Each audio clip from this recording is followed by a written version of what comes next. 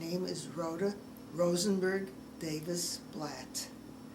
I was born in Hartford, Connecticut. My father came over from Poland when he was 19 years old, and my mother came over from Russia when she was 16 years old. They all ended up in Connecticut, and my father rented a room at this woman's home. It was my mother's aunt, and she was the one who fixed them up, and they got married in Connecticut. We're all of us children. There were 9 of us that were born all over Connecticut. My father was a painter, and he was at a grocery store. He was in a number of different things because he was never trained for anything special. But he had his own business when we lived in Connecticut. And when the Depression came along, and when my younger brother died, my father was distraught and wanted to move from Connecticut. My oldest brother had moved to New York and gotten a job, so my father thought, well, that's where I should go. So he packed us up, and we moved to the Bronx in New York.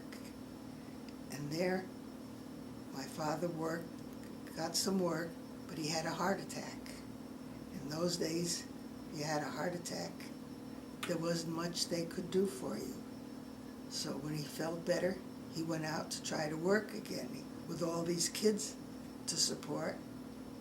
Pretty soon he had another heart attack. And finally, I remember I was about 15, and he had his last heart attack. We went in the hospital, and that was it.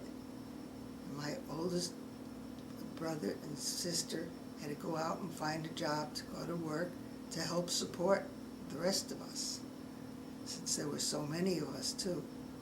We lived in New York, and I went to school there, and I went to a dance one time when I went to work. I went to a dance one night with some friends, and I met this one fella, Al Davis, and we started going out, and we ended up getting married. He was out of the service, and Gary was born. We lived in a furnished apartment because after the war there wasn't much apartments or places to live. But then they were building this Levittown, 30 miles outside of New York City, and it was mainly for veterans. We didn't have to put a down payment or anything, so we went out there and we bought a house. And that's where we lived until we moved to Omaha. Rhoda, tell me about your brothers and sisters.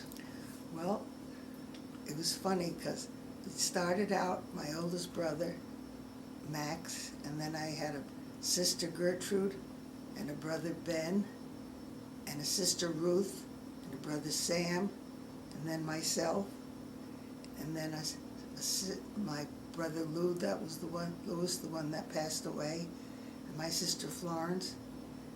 And we always called my sister Sylvie the mistake, because it was a boy-girl all the way down, and she was supposed to be a boy. So we always teased her about being the mistake. And they're all gone. I'm the only one of the family that's still alive. My brother Ben passed away about 5 months ago, so that leaves me as the only one left. Tell me about your father. Well, my father we weren't very religious, but he always sang, and he had a beautiful voice, and he always sang in the choir. And when he'd put us to sleep at night, he'd sing us a song many a time. And he put my mother up on a pedestal, and he was the one that got us up in the morning and got us off to school. And on Sunday nights, I'll never forget, made sure we all took a bath so we'd be clean for school. And he just worshipped my mother. And tell me about your mother. Well, my mother she was a wonderful cook. She had to be when she was cooking for so many people. But everybody loved to come over especially on Saturdays. The cousins and everybody'd come over because my mother had always things that she baked on Friday, and we'd eat leftovers on Saturday. So everybody, relatives all came over on Saturday to spend the afternoon. In fact, some of them never wanted to go home. But she was a wonderful person. She was a very quiet woman. And after my father passed away and everybody was getting married, and with just my mother and sister, we all chipped in to pay the rent so that they wouldn't have to move. And then my mother started having visual problems. She probably had maybe little strokes, and she couldn't have peripheral vision. So she couldn't be left alone. She moved in with me and my husband in Levittown.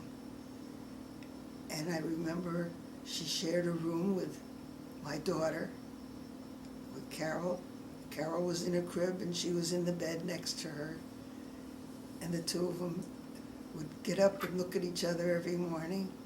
And then I'd help my mother to sit and we had television then. She loved it. She'd sit in one place where she could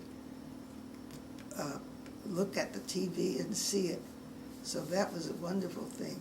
But we couldn't leave her alone because if she got up, she would sometimes fall, and then I'd have trouble getting her up again. So one time I needed a break, so my sister took her to her house, and she had some strokes, and they had to put her in the hospital. And when we went to see her in the hospital, they said she would never come out of it. If she did, she would be like a vegetable. Well, when I looked at her, I was hoping that she wouldn't live because I didn't want her living like a vegetable. Rhoda, tell me a little bit about your family life when you and all your brothers and sisters, your mother and dad, lived together in Connecticut. Well, my father built this house, and we had a girls' room, and we had a boys' room, and then there was my parents' room. And it was like having a dormitory. There was an upstairs and a downstairs, and there was one bathroom. And sometimes that didn't work, and we had problems. But it was always like having a party where there were so many of us. We had a piano, and my sister played the piano, and everybody was always singing, and we were a happy family. There were always good times. And then from there, when we moved to New York, there was always people from Connecticut, relatives would always come visit us. And I remember we'd sleep on the floor sometimes and give our bed up to a relative. But it was fun. It was like having a party all the time. Even when I had friends, they used to say going to our house was like coming to a party. They always wanted to be over there because there was always such good food. And some of my friends were intrigued with my brothers, because they were good-looking fellas. And sometimes I had friends that didn't want to be my friends; they wanted to be my brother's friends. But it was a close family, and we were always close up until the day they passed away. Most of them retired to Florida. In fact, I think there wasn't anybody left in Florida not too many years after I left Levittown. But when we moved out to Levittown, out on Long Island, everybody thought we were crazy, moving 30 miles away from New York. But they'd come out every weekend, and pretty soon they all start moving out. They all start moving out, and that's when we teased them. When we had to transfer west, we said, we got too much family, we have to get away. We would tease them. And then that's when we moved out. What was mealtime like at your home when all the kids were still there? Well, sometimes when we were all working, we'd come home at different times, and my mother would have to serve different things. And most of it, she was always very frugal, because she had to be. There wasn't much money there. It was Depression time. But she always stretched everything as far as it could go. and she always improvised and made up her own recipes, and we all loved it. Everybody loved it. In fact, I remember one time my mother had made some kind of fish cakes, and one of my girlfriends thought it was so wonderful. She wanted the recipe for her mother, so my mother gave it to her. Then we found out she gave her the recipe for 10, 11 of us, and her mother made it for 10 or 11, and there was only 2 or 3 in the family. So they were eating it for weeks. Did the children take turns helping out in the home? Oh, that was my father's job. Every morning he would tell us what we had to do.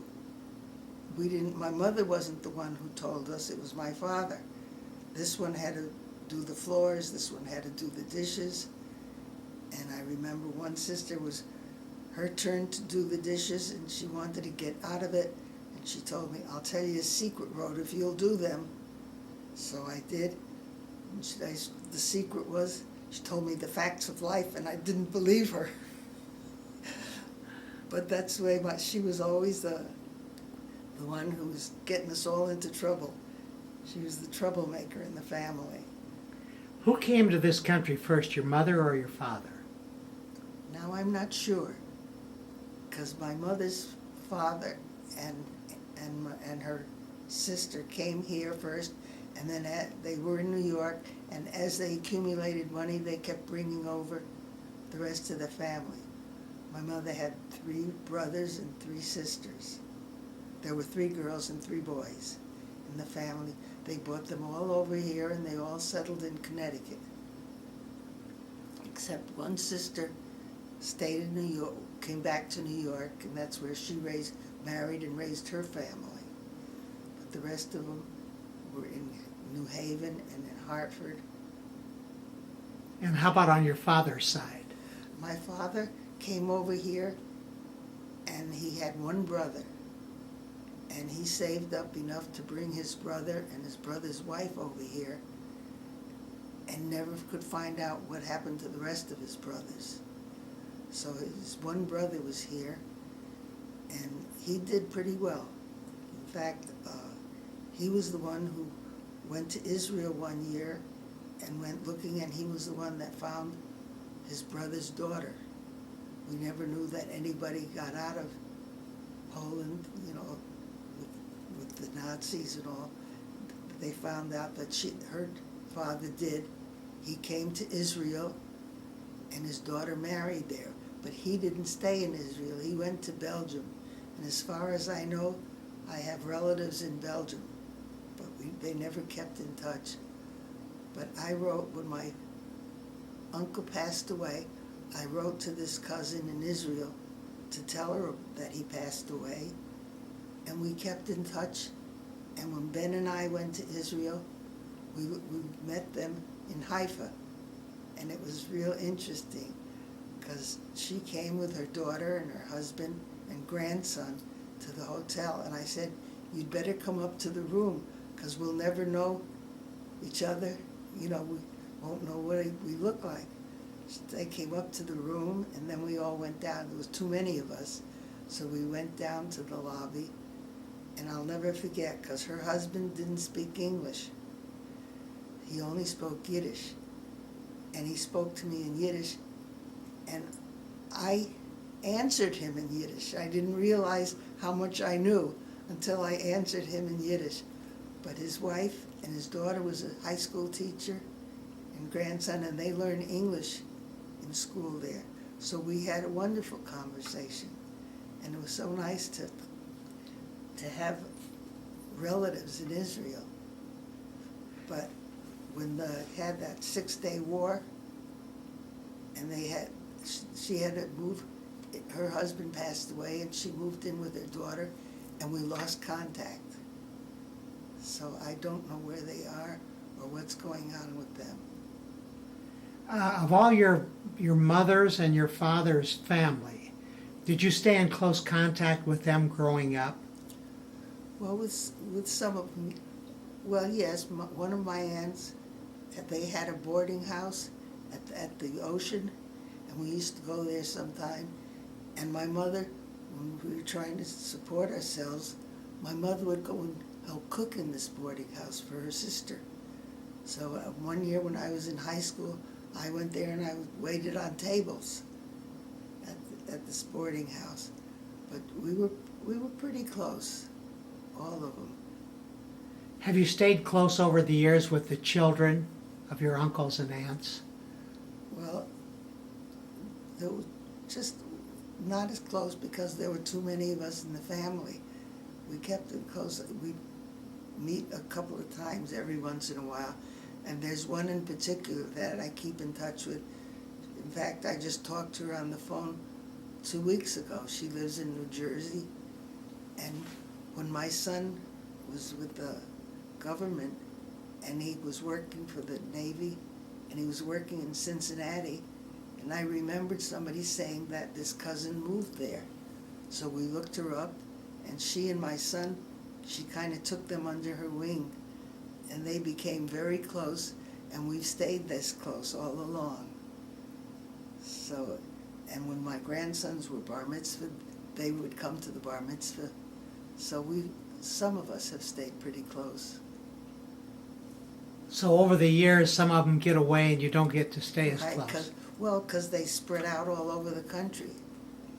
I'm close with my nieces and nephews, and they're scattered all over, from Maine to Mexico to California to Minnesota, all over the country. Do you have a lot of nieces and nephews? Oh yes. I have 2 nieces that live in the Washington, D.C. area. One of them's a teacher, the other one's a lawyer. And then I have a nephew that's a professor at the university in Albuquerque. And then I have, let me see where I have other nieces and nephews. I have them in Florida. I have a few. I have one that just moved to New Hampshire to be near her daughter, who lives in Massachusetts. And my brother's children live in California. Two sons, his 2 sons, one lives in Mission Viejo and one lives north of San Francisco. So I've kept in touch with all of them. In fact, they keep in touch with me too. In fact, my niece in Florida says, when we want to know something, we call Aunt Rhoda, because she knows what's going on. Now, I want to hear more about your husband when you first met him. Ben or Al? Al. Al, well, we had gone to a dance, and he had gone to the same dance with his friends. And we danced, and this one friend of his was a postman, and there was a dance in Brooklyn. So he invited a bunch of us girls to come to that dance in Brooklyn. So we went, and Al was there, and that was the first time he asked me out. In fact, this was right after the war, and it was hard to get silk stockings and everything. And he said, I've got a pair for you, but don't tell anybody. And we had a first date, and then we started going, and we were married in the Bronx. We were married in my mother's apartment. She called the rabbi, and he came up, and it was just the family. My mother cooked dinner, and we didn't even stay for dinner, because after we got married, we just took off. We went to Boston for our honeymoon. We took the train. We spent a couple of days up there, then came back. We both went to work. I was a comptometer operator. Comptometer, I don't know if you know what a comptometer is. It's like it was like a computer before computers, or before adding machines and all that. I had learned that when I was in high school.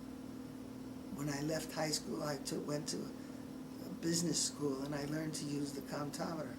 So I was working for in the dress district in New York. I'd go in and prepare the books so the accountant didn't have to do any adding. All the additions were paid, and he just had to take my figures and do his work. And when I'd finish in one place, I'd call the office, and they'd tell me where to go to the next one. So I would just handle the books. And sometimes I'd sit in in the room where the models would show the clothes, and sometimes they let me buy the clothes because I was a good size at that time, and sometimes I could buy some of the clothes, which was nice. But it was fun just sitting there and watching when the models would, a buyer would come in and the models would walk around showing them the line. And I think that took up part of my time in the office there. But it was a good job. And then, Tell me about Al's background.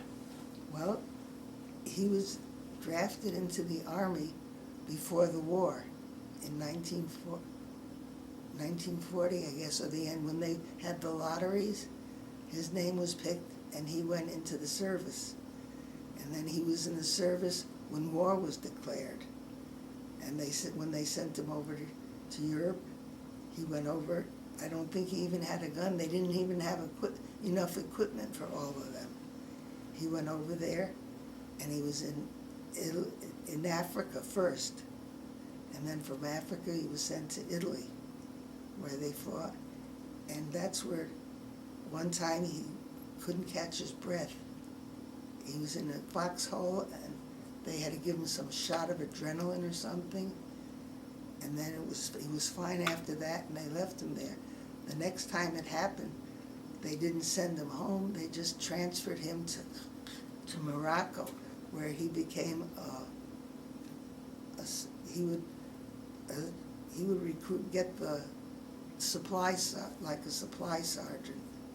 So he worked there until 1945 when he was dismissed and came back. And they wanted to put him in the hospital to find out what was the problems that he lost his breath. And he didn't want to, he just wanted to get out of the service. So he never went into the hospital. And I remember when we first married, and the first time he had that, when we were home, Gary was a baby, and we called the doctor, and the doctor started checking into him. We found that what he had was emphysema. We never heard the word before, and nobody knew, but there was nothing much you could do about it. It was something new. And we now know it's all caused by smoking, because he was a heavy smoker. In fact, I have it now because of secondhand smoke. I never smoked, but that's where I got the emphysema.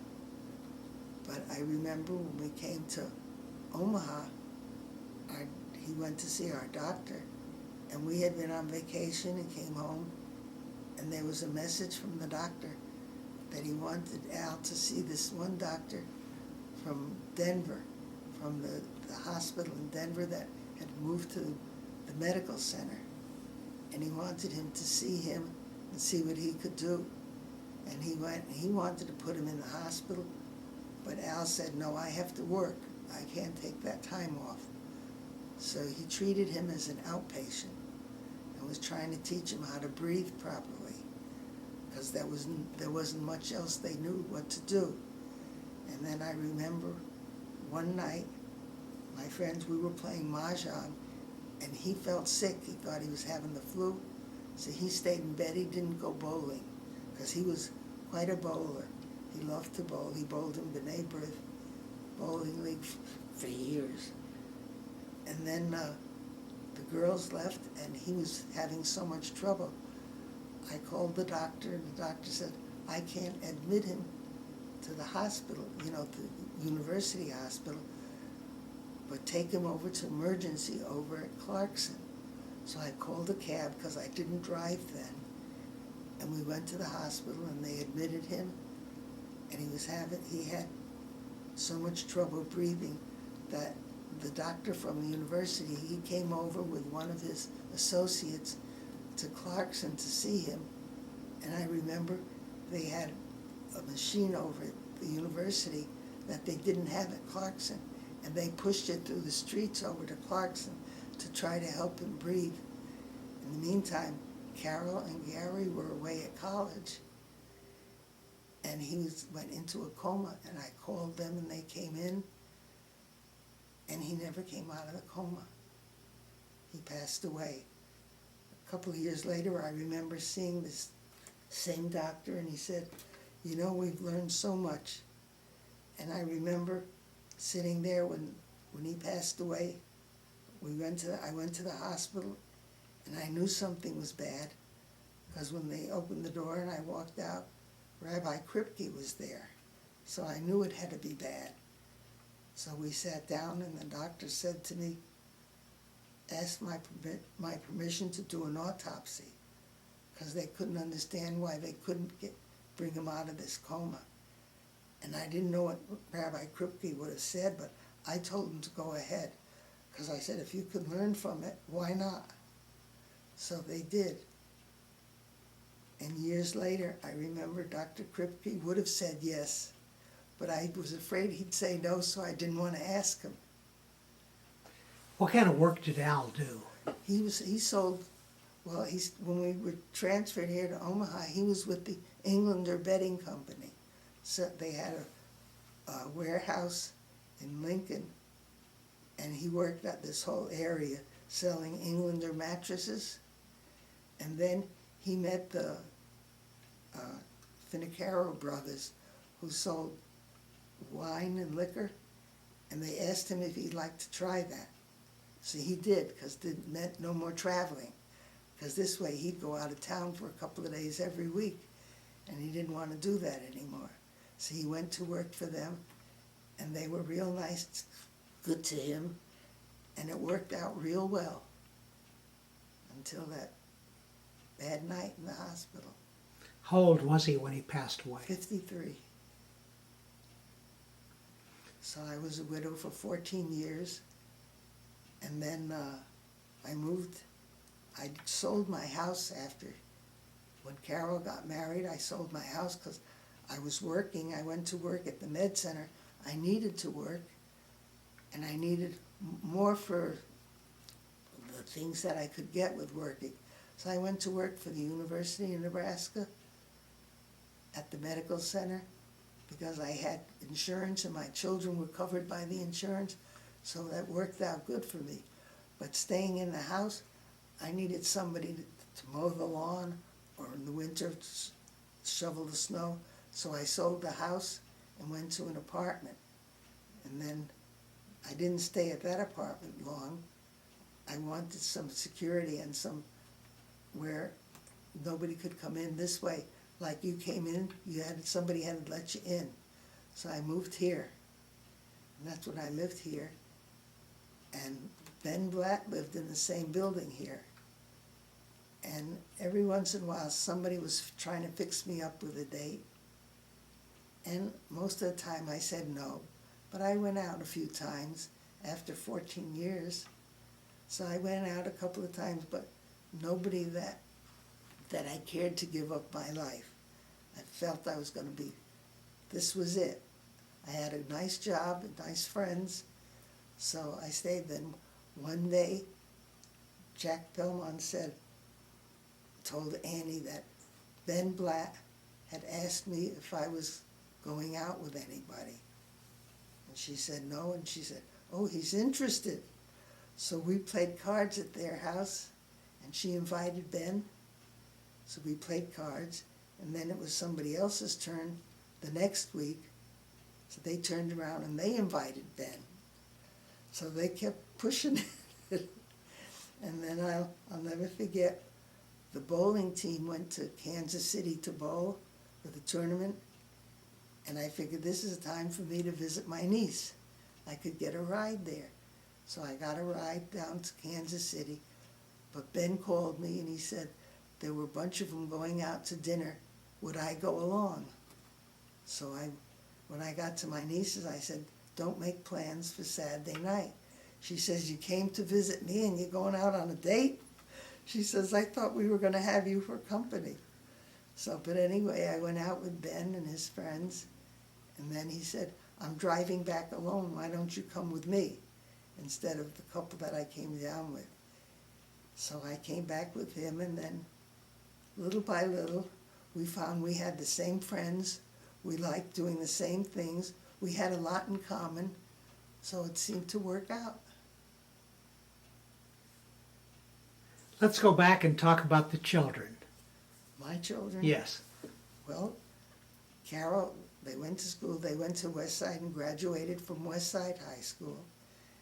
And Carol went to the University in Lincoln, and Gary was at the Iowa State University because he wanted to be an engineer. So, and then when Al went into the hospital, afterwards, Carol, they decided, they didn't even ask me, that I shouldn't be alone. So Carol transferred to UNO, and Gary transferred to Lincoln. When Gary graduated, he went to work for the Navy in Washington, D.C. So he moved out there. And when Carol finished, she went to taught at school, first grade, first or second grade, I can't remember which it was, here in Omaha. But they both had their degrees, and they were making good use of them. And then every time I talked to Gary, I'd say, ask him how was his love life? Did he meet anybody? And I had a niece that lived close by. And she fixed him up with her friend, and that's how he met his wife. And they were married in the D.C. area. And it was a beautiful wedding because her father had a store and a catering service. Beautiful, and he had a partner, and they did the wedding up. It was something to behold. A beautiful wedding, but Carol and Ira couldn't come to the wedding because Andy was born then, and Andy they thought when he was born, they thought he had a brain tumor, but they didn't have CAT scans, so they couldn't tell. Then they found that he had a blockage, and they had to go back in to do surgery, and they had to put like a drain that comes from his head all the way down and empties into his stomach. So Andy's had these problems all along, but thank God he's doing okay. Every once in a while it would block up, and he'd have to go in for surgery. It blocked up when they were supposed to come to Baltimore or to Washington area for the wedding, and they had him in the hospital. And I remember we were sitting there. It wasn't fun. We had a prenuptial dinner, and we called to see how things was, and everything was fine, so we could enjoy it, except that Carol was supposed to be in the wedding, and Ira was supposed to be in the wedding. So that spoiled it then, but outside of that, we had relatives coming in from all over. It turned out to be wonderful. And then came back here, and Carol and Ira had bought a house, and then she was pregnant, so they didn't want upstairs for Andy to have to walk the steps because his balance wasn't great. So they bought a new house and moved into it. And I remember I was living here, and when Andy was born, for the bris was held down in the party room downstairs in this building. The rabbi did the bris actually upstairs here, and then we went downstairs. And the same thing after Benjamin, BJ, was born. So the two of them, and then Jeff, the youngest, Carol's youngest, his was done at the synagogue. But How many grandchildren do you have in all? I have 5 grandchildren from my 2 children, and then there are some from Ben's side. There's in fact, we just found out last week that Ben's son Mike, his son David, they have 2 girls. We found out she's pregnant, and last week we found out that she's going to have a boy. So I'm hoping that maybe they'll name him after Ben, because my grandson can't name him after Ben because his name is Ben. Let's go back. In your home growing up, did you speak Yiddish? Oh yes, my parents spoke Yiddish, and when they didn't want us to understand anything, they spoke Russian. But they spoke, in fact, when I was young, I was sent, when we moved to New York, my father joined, they called it the Shalom Aleichem Shul, and they only spoke Yiddish and taught Yiddish there. And I went there for a short while. In fact, I became close friends with one gal, and I still see her when I go to Florida. So we've kept in touch. But that's where I learned to write a little bit Yiddish. Ben's son, Mike, has been a wonder. It was more like a son than a stepson. He's so good to me. There isn't anything he wouldn't do that I would ask. And I'm close with his wife, too. His first wife, he was divorced from his first wife. And his second wife, she calls me almost every day, wants to know if there's anything I need or want. She called me the other day and she said, I'm going to have Rosh Hashanah that night, so don't even worry about it. So that was nice. So she'll get together with Carol and plan it, because I guess I'm getting too old to be doing that. So, but Mike's daughter, Lori, calls me all the time, and her kids, and never forgets a card or anything, or call just like this. And then David calls the same way to check up, to find out how things are going. And it's been real close. I have 5 grandchildren that I just adore, and they're so wonderful. They've all grown up to reach their potential, I think. The youngest is Jeff, and he lives in New York. He graduated with a degree in theater, and he figured he's going to give it a year in New York and see if he can make it. If not, maybe he'll go back to school and get a master's degree so he can teach. And then there's Barry. Barry is a music teacher. He lives in Fort Collins, Colorado, and teaches at a school there. And he's married, and they have my first great-grandson. So that was a blessing. And then there's Alex. Alex got his degree in graphic design and works in Denver, Colorado. And he's on every Sunday morning at about 11 o'clock. I get a call from him wanting to know how I am. So he's really dedicated to that. And then there's BJ. His name is really Benjamin. But when he was in school, he didn't want to write the whole name Benjamin, so he decided BJ was easier to write. And BJ has got his degree in marketing and works in Kansas City. And then there's Andrew. Now, Andy is the oldest. Now, Andy's the one that's had these medical problems, but he graduated high school, went away to college, but he was close to finishing the first year when the shunt clogged, and they had to go get him, and he had to go into surgery. So he lost that year's work. But he was determined, and he went back, and he tried again. The same thing happened again. So he came back, and he's been working, and the past year he's trying again, and he's almost completed. He's studying to be a pharmacy tech, and he's close to it. And we're just crossing our fingers and praying that he can complete this.